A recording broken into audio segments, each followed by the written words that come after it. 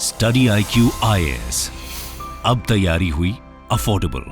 नमस्कार दोस्तों 1991 में जब से यूएसएसआर का डिसइंटीग्रेशन हुआ है और रशियन फेडरेशन का एस्टैब्लिशमेंट हुआ है, तब से लेकर अभी तक अगर आप देखोगे, कल जो रशिया के अंदर प्रेसिडेंशियल इलेक्शन हुआ था उसमें पुतिन ने अभी तक की सबसे बड़ी जीत हासिल की है। ये आप खबर देख सकते हैं, Putin wins record landslide in Russian election. तो इसके बारे में तो हम डिटेल से जानेंगे ही कि प्रोसेस क्या होता है, पुतिन की तरफ से क्या बदलाव किए गए थे संविधान में जिसकी वजह से वो हर बार यहां पर प्रेसिडेंट बनते जा रहे हैं। और साथ ही साथ अगर आप देखेंगे, कल जीत के बाद पुतिन का बयान आया है, विक्ट्री स्पीच जिसको कहा जाता है, और उसमें उन्होंने वर्ल्ड वॉर 3 को लेकर कुछ बातें कही हैं, वार्निंग दी हैं। तो वो सारी चीजें मैं आपको बताऊंगा, बहुत कुछ जानने को है। चलिए आगे बढ़ते हैं, लेकिन उससे पहले ध्यान रखिएगा, आप में से जो भी लोग यूपीएससी की प्रिपरेशन कर रहे हैं, हमारे जीएस फाउंडेशन को बैच को ज्वाइन कर सकते हैं, जिसके अंदर आपको कंप्लीट प्रिपरेशन कराई जाती है, प्रीलिम्स, मेंस, इंटरव्यू सब कुछ तो मिलता ही है, साथ ही साथ आपको एक पर्सनल मेंटर भी अलॉट किया जाता है। पूरे जर्नी में वो आपके साथ रहेंगे, कभी भी कोई भी डाउट हो तो आप उनसे पूछ सकते हो। आपको हमारे वेबसाइट ऐप पर जाना है या फिर कमेंट सेक्शन में लिंक है और यूज करना है कोड अंकित लाइव, ताकि आपको मैक्सिमम डिस्काउंट मिल जाए। और आप में से जो भी लोग fundamentals of stock market investing के अंदर कुछ सीखना चाहते हैं तो वो भी कोर्स हमारा लॉन्च हो रहा है। It's a big opportunity. और इसके अलावा अगर आप एमसीक्यूज अटेम्प्ट करना चाहते हैं तो मेरे इंस्टा पेज पर जाइए, वहां पर स्टोरीज में जितने भी एमसीक्यूज हैं उसको आप अटेम्प्ट कर पाएंगे। चलिए शुरुआत करते हैं और सबसे पहले ये देखते हैं कि एग्जैक्टली क्या हुआ है। देखिए, 3 दिन तक ये पूरा इलेक्शन चला था रशिया के अंदर। अभी तक क्या होता था, सिर्फ 1 दिन का इलेक्शन होता था और सब कुछ हो जाता था। लेकिन रशिया में जो प्रेसिडेंशियल इलेक्शन अभी हुआ है उसमें फ्राइडे, सैटरडे और संडे, ये 3 दिन तक लगातार इलेक्शन चला है, जिसमें पुतिन ने सबसे बड़ी जीत हासिल की है। और इसकी वजह से बताया जा रहा है कि उनकी जो पावर है और ज्यादा कड़ी हो गई है रशिया के अंदर। साथ ही साथ अगर आप देखोगे, थोड़े बहुत ओपोनेंट्स जो हैं वो प्रोटेस्ट कर रहे थे, क्योंकि उनका मानना था कि जो भी इलेक्शन इस समय रशिया में हो रहे हैं वो फ्री एंड फेयर नहीं है। अमेरिका ने भी इस चीज को लेकर कहा है। लेकिन मैं आपको बता दूं, यहां पर बताया जा रहा है कि ये जो जीत है पुतिन की, इसकी वजह से पिछले 200 साल का जो इतिहास रहा है ना रशिया का, यूएसएसआर का, वो पूरा इतिहास अगर आप देखोगे तो उसमें ये सबसे लॉन्गेस्ट लीडर के तौर पर सामने आएंगे। अभी तक जो रिकॉर्ड था वो था स्टालिन के पास, लेकिन ये जो टर्म वो कंप्लीट कर लेंगे पूरा 6 साल का, इसकी वजह से सबसे लॉन्गेस्ट सर्विंग लीडर बन जाएंगे पूरे 200 साल के इतिहास में। इनफैक्ट आप देख सकते हो यहां पर जो भी एग्जिट पोल के रिजल्ट्स वगैरह सामने आ रहे थे और उसके बाद जो ऑफिशियल्स रिजल्ट सामने आए, उसमें बताया गया कि करीब 87 से 88% के आसपास उनको समर्थन मिला है। और ये आप देख सकते हो, पिछले 1991 से, जब से यूएसएसआर का डिसइंटीग्रेशन हुआ है, यहां पर आपको क्लियरली देखने को मिलेगा कि कभी भी 80% से ज्यादा वोट किसी को भी नहीं मिला। इनफैक्ट यहां पर पुतिन लगातार प्रेसिडेंट बने ही हुए हैं, इसके बारे में भी मैं आपसे चर्चा करूंगा कि वो बार बार कैसे प्रेसिडेंट बन जा रहे हैं। लेकिन 2018 का जो इलेक्शन था उसमें उनको 76.7% वोट मिला था, लेकिन इस बार लगभग 88% के आसपास वोट मिला है। तो पुतिन मतलब जीत हासिल किया है उन्होंने। साथ ही साथ सेकंड नंबर पर अगर आप देखोगे, मैं आपको दिखाता हूं, यहां पर बेसिकली 4 मेन कैंडिडेट्स थे। एक तो ऑब्वियस सी बात है व्लादिमीर पुतिन, जिन्होंने जीत हासिल की है। फिर सेकंड नंबर पर है निकोलाई खरीटोनोव, ठीक है, ये सेकंड नंबर पर आपको देखने को मिलेंगे। थर्ड नंबर पर आप देख सकते हो डेवेनकोव, और फोर्थ नंबर पर है यहां पर लियोनिड स्लत्स्की, ठीक है, ये फोर्थ है। इस तरह से आपको पोजीशन इस समय देखने को मिल रहा है। अब इसमें क्या एक इंटरेस्टिंग चीज है कि ये चारों कैंडिडेट अगर आप देखोगे तो सभी के सभी 4 जो हैं, वो जो वॉर चल रहा है इस समय रशिया यूक्रेन का, उनको समर्थन किया था, तो प्रो वॉर के कैंडिडेट्स थे ये। लेकिन यहां पर एक इकलौते बताया जा रहा है जो एंटी वॉर के कैंडिडेट थे, बोरिस, उन्होंने यहां पर मना कर दिया है। मतलब कि वहां की जो इलेक्शन कमीशन है उनकी तरफ से बोला गया कि कुछ उनके सिग्नेचर्स वगैरह में गड़बड़ी था, जिसकी वजह से वो इलेक्शन में खड़े नहीं हो सकते। तो आई होप कि आपको समझ में आएगा यहां पर कि कोई भी थोड़ा सा अगर विरोध करता है इस समय रशिया यूक्रेन वॉर का, तो उसको ऑब्वियस सी बात है इलेक्शन में खड़े भी नहीं होने दिया जाता। लेकिन यहां पर जो सेकंड नंबर के कैंडिडेट्स थे, देखो 88% तो वोट मिल गया व्लादिमीर पुतिन को। फिर जो सेकंड नंबर के है ना निकोलाई, उनको हार्डली 4% के आसपास वोट मिला है। तो डिफरेंस आप देख रहे हो कितना ज्यादा आपको देखने को मिलेगा। लेकिन क्वेश्चन यह है कि आखिरकार वहां पर इलेक्शन वर्क कैसे करता है। देखो, जो प्रेसिडेंट हैं वो पॉपुलर वोट के द्वारा डायरेक्टली चुने जाते हैं। जैसे भारत में तो क्या इनडायरेक्ट इलेक्शन होता है, हम सबको पता है, लेकिन वहां पर क्या है, बेसिकली 2 राउंड्स के थ्रू इलेक्शंस कंडक्ट होते हैं और हर 6 साल में इलेक्शन होता है। वैसे तो ये पहले 4 साल का टर्म हुआ करता था, लेकिन बदलाव किया गया। मैं आपको बताता हूं बेसिकली क्या होता है कि जितने भी कैंडिडेट्स हैं, मान लो ये 4 कैंडिडेट्स खड़े हुए थे, तो यहां पर अगर किसी को मेजॉरिटी नहीं मिलती है, किसी को 50% वोट नहीं मिलता है, तो यहां पर जो टॉप 2 कैंडिडेट्स हैं उनके बीच में फाइट होती है सेकेंड राउंड में, और तब जीत डिक्लेयर कर दिया जाता है। लेकिन क्योंकि ऑलरेडी पुतिन को फर्स्ट राउंड में ही 88% वोट मिल गया, तो डायरेक्टली उनको जीत हासिल करा दिया गया है। आई होप आपको समझ में आ गया होगा कि ये डायरेक्ट एक तरह से इलेक्शन होता है। लेकिन 1993 का जो रशियन कॉन्स्टिट्यूशन था ओरिजिनल, उसमें बेसिकली 4 ईयर का टर्म था। अभी तो क्या है, ये 6 ईयर का टर्म हो गया है। तो एक्चुअली क्या हुआ था 2008 में, जो दिमित्री मेदवेदेव जो कि प्रेसिडेंट थे उस समय, क्या है कि एक और चीज मैं आपको बताता हूं, ये अगर आप देखोगे ना, तो जो पुतिन है जो प्रेसिडेंट बने हुए हैं 2000, वैसे तो 1999 में भी 1 साल के लिए वो बने थे एक्टिंग प्रेसिडेंट, लेकिन मेन उनका टर्म स्टार्ट हुआ था 2000 से लेकर 2004 के बीच में, क्योंकि 4 ईयर का टर्म था।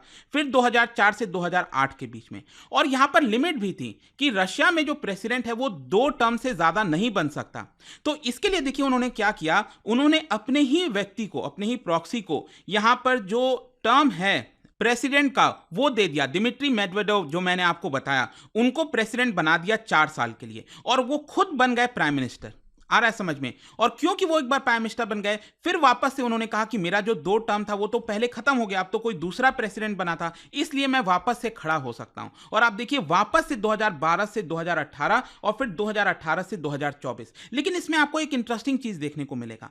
अगर आप 2012 के पहले देखोगे तो सभी टर्म जो है वो 4-4 साल के थे। ये आप देख सकते हो, सभी टर्म 4-4 साल के थे। तो यहां पर क्या किया था दिमित्री मेदवेदेव ने, जो 2010 में 2010 के आसपास एक कॉन्स्टिट्यूशनल अमेंडमेंट लेकर आए थे। उस अमेंडमेंट के अंदर देखिए उन्होंने 2 बदलाव किए। मतलब उन्होंने तो खुद एक बदलाव किया था, और फिर दूसरा बदलाव आया था 2020 में।